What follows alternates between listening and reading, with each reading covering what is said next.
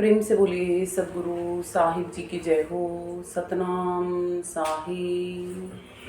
आप सभी को मेरा प्रेम भरा सतनाम साहिब। केवल प्रेम देना जानता है, लेना नहीं जानता प्रेम। मैं तो 5-25 से बचाई ही सखी, भरम भूल में सौं थी।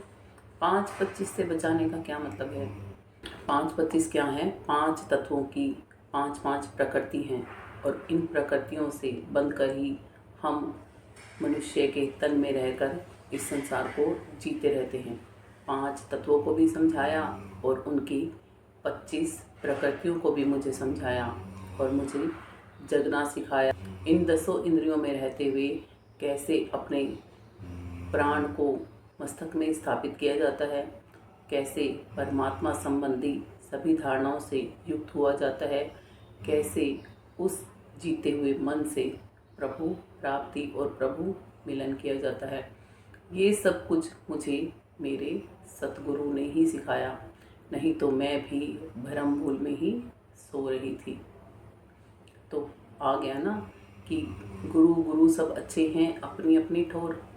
हम जिसको भी गुरु बनाते हैं, जो हमें शुरू में बोलना सिखाते हैं वो भी हमारे गुरु, जो हमें रहना इस दुनिया में सिखाते हैं, जो हमें पहनना ओढ़ना सिखाते हैं वो सब हमारे गुरु, जो हमें लिखना पढ़ना सिखाते हैं, जो हमें संसारिक विद्याएं सिखाते हैं वो सब हमारे गुरु हैं। वो सबसे ऊंचे गुरु नहीं हैं। सबसे ऊंचा गुरु वो है जो हमें हमारे मूल अस्तित्व से, हमें हमारी आत्मा से, उस शक्ति से मिला दे जो शक्ति इस तन को चला रही है और जो शक्ति इस तन को छोड़ के आगे अन्यत्र तनों में गमन करती है कर्मानुसार, और यदि छुटना चाहे तो कर्मों को काट के ज्ञान अग्नि में उन कर्मों को दग्ध करके मुक्त होके परमात्मा तक भी जा सकती है। जो गुरु हमें ये ज्ञान देता है वो गुरु ही हमारे सिर माथे की मोड़ हुआ ना। इसीलिए ही बाकी गुरुओं को भी कहा जाता है, जिसको जितना ज्ञान है वो हमें ज्ञान तो दे ही रहे हैं ना। ज्ञानदात्री को ही गुरु कहा जाता है, जो हमें ज्ञान देते हैं। वो हमसे लेते नहीं, वो हमें दे रहे हैं। क्या चीज़? ज्ञान। हमें अज्ञान से प्रकाश में लेकर ही तो जा रहे हैं। जिस चीज़ का हमें ज्ञान नहीं वो हमें उस चीज़ का ज्ञान ही तो दे रहे हैं। और हम परमात्मा की प्राप्ति यदि मनुष्य के तन को पाके नहीं कर पाते तो भला हमसे ज़्यादा अभागा कौन। गुरु जब हमें आत्मज्ञानी और परमात्म ज्ञानी मिल जाता है वो हमारे सिर माथे की मोड़ इसीलिए कहलाता है क्योंकि वो हमें भाग्यशाली बना देता है। परमात्मा से मिलने के लिए वो हमारे ऐसे भाग्य जागृत कर देता है कि जिससे कि हम प्रभु प्राप्ति कर पाएँ, परमात्मा से मिलन कर पाएँ। गोस्वामी जी महाराज कहते हैं, जो न तरे भवसागर ही दुर्लभ नर्तन पाए, सो जीव कृत घन मंदमती आत्म हनन गति जाए। कि इस भवसागर से जो नहीं तरना सीखते, किनके लिए? जो मनुष्य आज मानव स्तर में बैठे हैं, जो आत्मा उनके लिए बोल रहे हैं ये बात कि जो ना तरे भवसागर ही दुर्लभ नर तन पाए। जो आत्माएं आज मनुष्य के तन में बैठी हैं ये देवताओं को भी दुर्लभ है।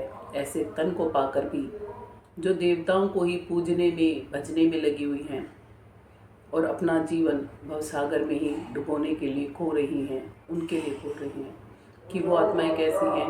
वो जीव आत्माएं कृत घन हैं, परमात्मा की ऋणी हैं, गुरुओं की संतों की ऋणी हैं, दोषी हैं और आत्म हनन गति जाती हैं। परमात्मा को प्राप्त नहीं कर पाती, अपनी आत्मा की हानि ही करती रहती हैं। क्योंकि आत्मा की हानि कैसे होती है? आत्मा की शक्ति घटेगी तो है ही ना, जब हम एक तन से दूसरे तन और दूसरे तन से तीसरे तन में गमन ही करते रह जाएंगे। नानक जी कहते हैं, 184 भ्रम दिया मानुष जन्म पायो, कहे नानक सतनाम संभाल, नहीं सो दिन नेड़े आयो। कि हे जीवात्मा, 184 भोग योनियों का फेरा मार के एक बार फिर से मनुष्य तन को तूने प्राप्त किया है। अगर इस बार भी सतनाम को नहीं संभाला तो फिर से 184 में ही उन भोग योनियों में ही जाना पड़ेगा। क्यों जाना पड़ेगा ये तो आपको पता लग ही गया है कि कर्म करते जाएंगे तो फलों के भोक्ता बनते जाएंगे, और फलों के भोक्ता बनेंगे तो क्या होगा, अन्यत्र तन धारण ही करने पड़ेंगे, उसके अलावा कोई उपचार ही नहीं। उपचार करना है तो इन सभी कर्मों को मिटाना होगा। शुभ अशुभ कर्मों को ज्ञान अग्नि में दग्ध करके मुक्त होना पड़ेगा, तब कार्य बनेगा, नहीं तो नहीं बनेगा। इसी को ही कहा जाता है सतनाम को जान लो। सतनाम क्या है? सतनाम वो है, पहले हम सत्य को समझते हैं। सत्य क्या है? सत्य वो जो विषय नाही, जो कभी खत्म नहीं होता। इस स्थूल आँखों से जितने भी चराचर संसार को हम देख रहे हैं, जितने भी वैज्ञानिक ब्रह्मांडों को भी देखकर आपको बता रहे हैं, वो सब फना हो सकते हैं, ख़त्म हो जाएंगे, डिस्ट्रॉय हो जाएंगे। जो नहीं मिटेगा उसको बनाने वाला नहीं मिटेगा, वो सत्य है। सत्य सोई जो विनशे नाही। श्री कृष्ण जी ने श्री गीता में भी बताया है आत्मा के बारे में भी, कि आत्मा कैसी है, अछेद्य है, अक्लेद्य है, अदेह्य है। बताया है ना कि आत्मा को कोई शस्त्र काट नहीं सकता, कोई अग्नि जला नहीं सकती, जल गला नहीं सकता, वायु सुखा नहीं सकती।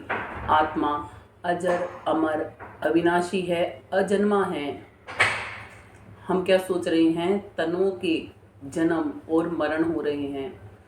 तन से ज़्यादा पीड़ा वो आत्मा सहन करती है जो इन तनों को धारण कर और छोड़ रही है। क्यों भूल रहे हैं हम? इसीलिए ही हम अपनी आत्मा का हनन कर रहे हैं। इस आत्मा की शक्ति को एकत्रित करके परमात्मा तक जाने के लिए जुटाना चाहिए था। ये संसाधन, ये मनुष्य का तन वो साधन है जो हमें परमात्मा की प्राप्ति करवा सकता है। हम इस साधन को कहीं और ही चलाए जा रहे हैं, जिसके कारण आत्मा का हनन होता है। हम आत्मा ही तो इस तन को चला रही हैं, कहाँ बैठकर चला रही हैं ये भी नहीं पता। किसी से पूछा जाए कि हु आर यू, कौन हो तुम, तो वो अपना नाम बता देते हैं, अपनी जाति बता देते हैं, अपना लिंग भेद बता देते हैं, अपना व्यवसाय बता देते हैं, या जिस जगह पर वो रहते हैं वो बता देते हैं। उससे आपकी पहचान शारीरिक पता लगती है, आपकी आत्मिक पहचान कहाँ से पता चलती है? सत्य सोई जो विनशे नाही। आप आत्मा विनष्टि नहीं हो, डिस्ट्रॉय नहीं होती हो, ख़त्म नहीं हो सकती हो। परमात्मा सत्य है। उस सतनाम को आप नहीं जान पा रहे हो, उस परमात्मा को आप नहीं जान पा रहे हो, इसीलिए ही परेशान रहते हो, इसीलिए ही दुखों को ढोते रहते हो। ये संसार, आप सुख राशि आत्मा, जीने तो सुखों के साथ आई थी, मगर अपने मूल अस्तित्व को भूलकर सुख और दुख ढो रहे हैं। कुछ खुशी मिल जाती है, कैसी? जो कि केवल सुख साधन है, जो कि केवल हमें यहीं पर रखेंगे। कुछ देर के लिए मिलती है तो हम खुश हो जाते हैं, जब वो चीज़ हमसे छूट जाती है तो हम दुखी हो जाते हैं। हम मूल रूप से आनंद स्वरूप हैं, और आनंद कहे मैं दुखी हूँ, मैं अब सुखी हूँ, कैसा अचंभा नहीं लगता है? क्यों लगता है वो? क्योंकि वो अपनी मूल पहचान जो खो चुके हैं, भूल चुके हैं। अगर अपनी मूल पहचान को याद रखे होते तो ऐसा नहीं होता।